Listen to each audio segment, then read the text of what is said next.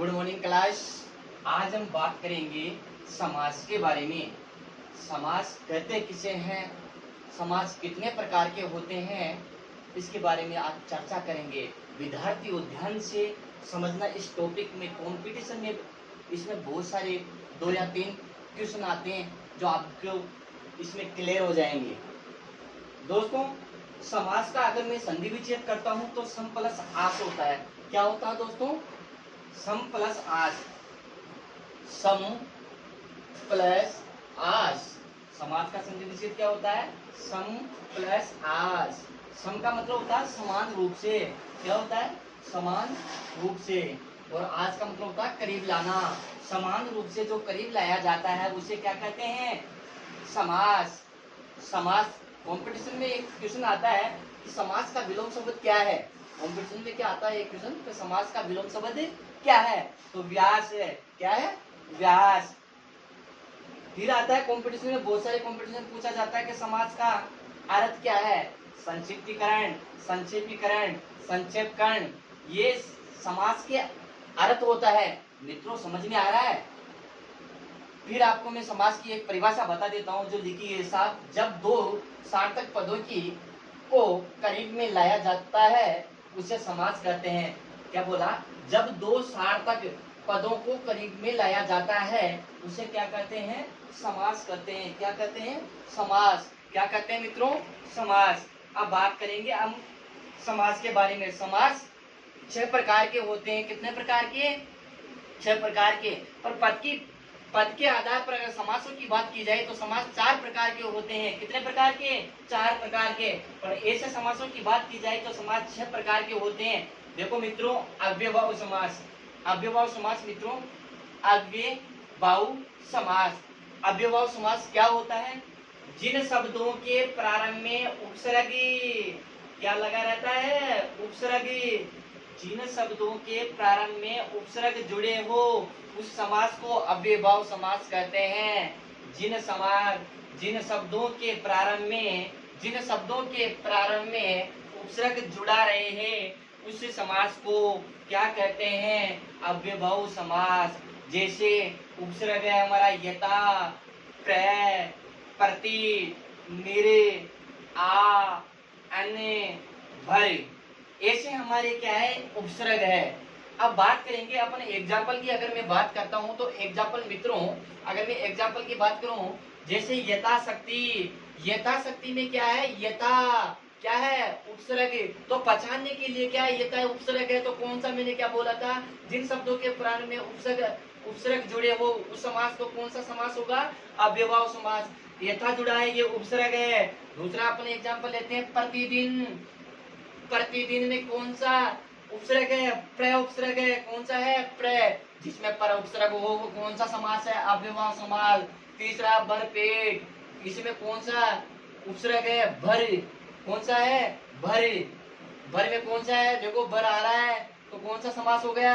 भर उपसर्ग है तो कौन सा समास हो गया? अव्ययभाव समास।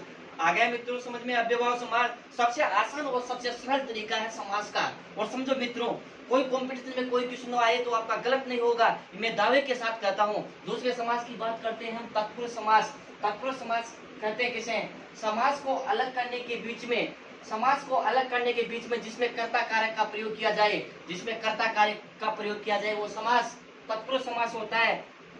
कर्ता कारक, कर्ता ने कर्म को करण से के द्वारा संप्रदान से अलग होने के लिए, अपदान से अलग होने के लिए संबोधन है। और ये ऐसे कर्ता कारक आते हैं जैसे का, की, को, के, लिए, में, पर से ऐसे वाक्य हमारे आते हैं तो उसमें हमारा तत्पुरुष समास आएगा। जैसे एग्जाम्पल की बात करते हैं, रंगमंच। रंगमंच, रंग के लिए मंच, के लिए का प्रयोग हो रहा है। रंगमंच, रंग के लिए मंच, तो कौन सा समास हो गया? तत्पुरुष समास। रंग के लिए, कर्ता ने कर्म को कर्ण से के लिए संप्रदान, तो ऐसे देखना आपको कर्ता कारक में के लिए आ रहा है कर्ता कारक में, तो रंगमंच, रंग के लिए मंच, कौन सा समास हो गया? तत्पुरुष। वनवास, वन में वास, वन में वास, वन में वास, वन में वास, में का प्रयोग हो रहा है तो कौन सा समास है? तत्पुरुष समास। नेत्रहीन, नेत्रहीन, नेत्र से हीन, नेतर से हीन से का प्रयोग हो रहा है, इसमें कर्ता कारक में तो से का प्रयोग हो रहा था। कौन सा समास है? तत्पुरुष समास। कौन सा? तत्पुरुष समास। सोचने और विचारने की बात करिए। अपन बात करेंगे कर्मधारय समास की। देखो मित्रों, कर्मधारय समास में सोचने और विचारने की क्या चीज है? इस शब्द में दूसरे पद की विशेषता बताई जाती है। इस शब्द में क्या होता है? दूसरे पद की क्या बताई जाती है?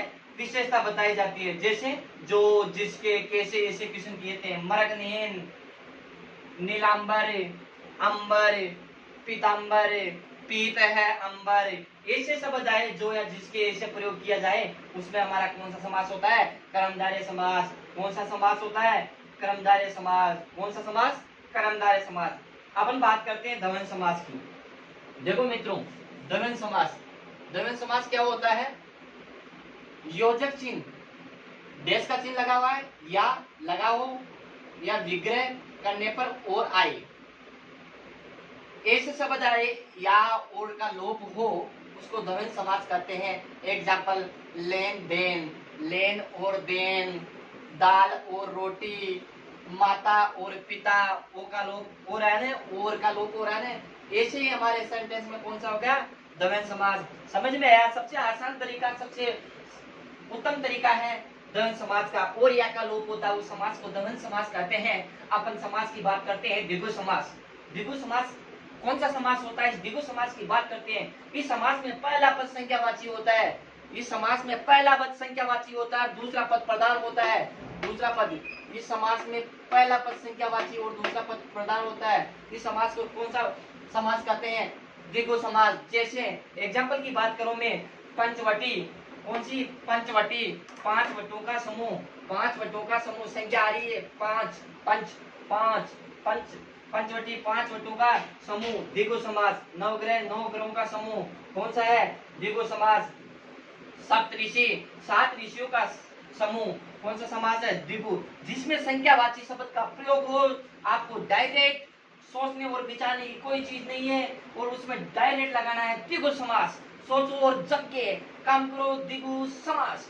अब लेते हैं बहुविग्रही समास की बात करते हैं। मित्रों, बहुविग्रही समास में क्या होता है? इसमें देवी और देवताओं का नाम आता है। क्या आता है? देवी और देवताओं के नाम आए और पर्यायवाची के समूह के लिए एक शब्द आता है, उसको ही बहुविग्रही समास कहते हैं। कौन सा समास कहते हैं? बहुविग्रही समास। बहुविग्रही समास, बहुविग्रही समास। जैसे 3 नेत्र, 3 है नेत्र, जिसके किसके हैं? भगवान शिव के, देवता का नाम आ रहा है, तो कौन सा समास हो गया? बहुविग्रही। लंबोदर, लंबा है उधर, किसके हैं? गणेश जी महाराज का है, तो कौन सा हो गया? बहुविग्रही समास। प्रधानमंत्री, मंत्रियों के भी ऊपर कौन सा रहता है? प्रधानमंत्री। मंत्रियों में मंत्री के ऊपर रहते हैं प्रधानमंत्री, इसमें कौन सा समास होगा? प्रधानमंत्री में बहुविग्रही समास। कौन सा होगा? बहुविग्रही समास। मित्रों, आपको समास कैसा लगा? इस चैनल को Shri Shyam coaching classes centre में जाकर और सब्सक्राइब और लाइव करें, और मैं सभी को धन्यवाद देना चाहता हूँ। थैंक यू मित्रों, सो मच। जय हिंद, जय भारत। अपनी कोचिंग का नाम श्री श्याम कोचिंग सेंटर है, और मैं सभी से चाहता हूँ अपने कोचिंग में सभी आए, और इसमें सभी निःशुल्क शिक्षा दी जा रही है। और मैं आज शिक्षक दिवस से कोचिंग स्टार्ट कर रहा हूँ, और सभी से चाहता हूँ मेरे चैनल को सब्सक्राइब करें। ज़्यादा से ज़्यादा सब्सक्राइब करोगे तो श्री श्याम कोचिंग सेंटर का नाम होगा। और सबसे पहले मैं बात करता हूँ श्री श्याम कोचिंग सेंटर, मैंने इसका नाम क्यों रखा। सबसे पहले इसका मेरा रीजन था, इसलिए रीजन था मेरा श्री श्याम कोचिंग क्लासेस खोलने का कि मैं शिक्षा पे जब से मेरे जीव की उत्पत्ति हुई, जैसे मेरी जीवन में मेरी उत्पत्ति हुई, तो मैं पहले ही कन्हैया का भक्त था। तो मेरे मन में ख्याल आया कि यार हम एक इस कोचिंग का नाम रखे तो श्री श्याम से नाम रखिए। तो इसी कारण मैंने श्री श्याम कोचिंग सेंटर का इसका नाम स्थापित किया। दोस्तों, आपको ऑनलाइन क्लासें दी जाएगी, जिसमें सबसे पहले क्लास होगी अकाउंटेंसी, जिसमें 11th और 12th, साथ में बीकॉम प्लस एमकॉम को क्लासें दी जाएगी। दूसरे हमारे मैथमेटिक्स के टीचर हैं जाने माने वो जयपुर में बहुत सारी कोचिंग में समर्पण में पढ़ाए हुए हैं राजेश जी, वो भी इस कोचिंग में आके पढ़ा रहे हैं। और हमारे साइंस के भी राजेंद्र जी सर यहाँ कोचिंग में पढ़ाएंगे, उसको भी मैं हार्दिक धन्यवाद देना चाहता हूँ। और इंग्लिश के मेरे जाने माने ऐसे मित्र हैं रामजस गोस्वामी, जो श्री श्याम कोचिंग सेंटर को ऊंचाइयों तक पहुंचाएंगे। और हिंदी की भी हमारे माने जाने वाले कालूराम जी गुर्जर कटमाना से बिलोंग करते हैं, वो भी श्री श्याम कोचिंग सेंटर में सेवा दे रहे हैं। सबसे पहले मैं श्री श्याम कोचिंग सेंटर को चालू करने से पहले मेरे विद्यार्थियों को कुछ चीज बताना चाहता हूँ। मेरे विद्यार्थियों, आप में जुनून होगा तो आप आगे बढ़ोगे, अगर जुनून नहीं है आपके तो आप आगे नहीं बढ़ पाओगे। अब जुनून कैसे बढ़ेगा? जिस प्रकार कोई एक शिक्षक होता है, शिक्षक उस विद्यार्थी को कहां तक ले जा सकता है?